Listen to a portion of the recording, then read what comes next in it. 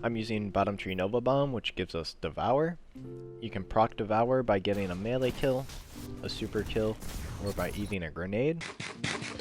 Whenever Devour is activated, you instantly regenerate all of your health, and for the next 10 seconds, any kill gives you 1/4 of your grenade energy back and refreshes this buff. On some occasions, you won't actually fully heal after a kill, but I've only had it happen to me a couple times over the course of several days of playing with the build, so I wouldn't really stress about it. For the exotic, I'm using Ophidian's Aspect. Ophidian's gives us a bonus meter to our melee range and increases our weapons handling and reload speed stats by 32. For weapons, I'm running a Hawkmoon. Any primary hand cannon will work fine, like Ace of Spades, Thorn, or Isoluna. You could also use a 120 or a DMT. For my shotgun, I'm using Matador with Quick Access Sling and Quick Charge. Quick Charge gives us a bonus 25 to our shotgun's handling, and Quick Access Sling increases our handling by 10%. Both of those on top of Ophidian's maxes out the handling on my hand cannon and shotgun. For stats, I'm running a low mobility at 19. When I'm on a Warlock, I like to use Burst Glide whenever I shotgun. It's just what I'm comfortable with using, so just use whatever you're comfy with. I'm rocking 60 Resilience, so we can live Thorn perk 2 taps, and Thorn 2 had 1 body shots without the perk.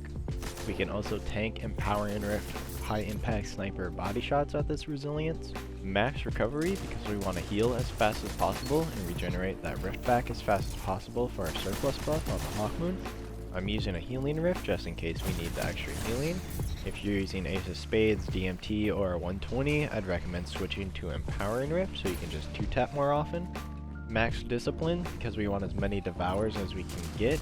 Eating Grenade is by far the most common way that I've been proccing Devour. There is a slight difference between the grenade recharge rates.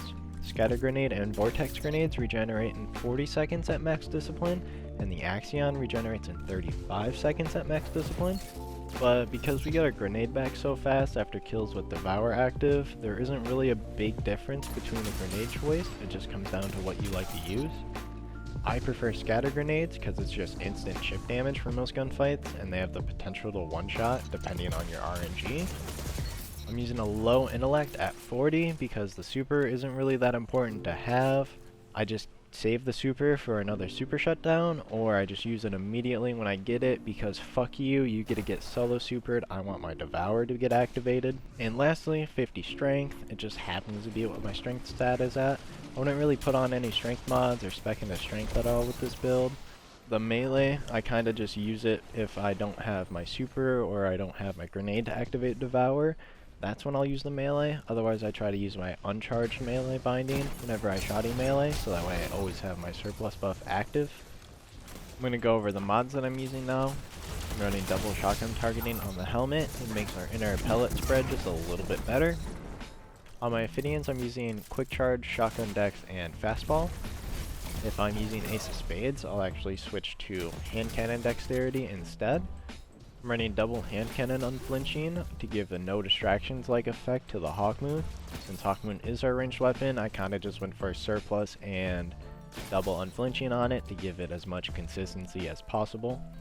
Shotgun Scavenger and Radiant Light on the boots. Radiant Light is mainly just here to activate quick charge, giving our shotgun that bonus 25 handling.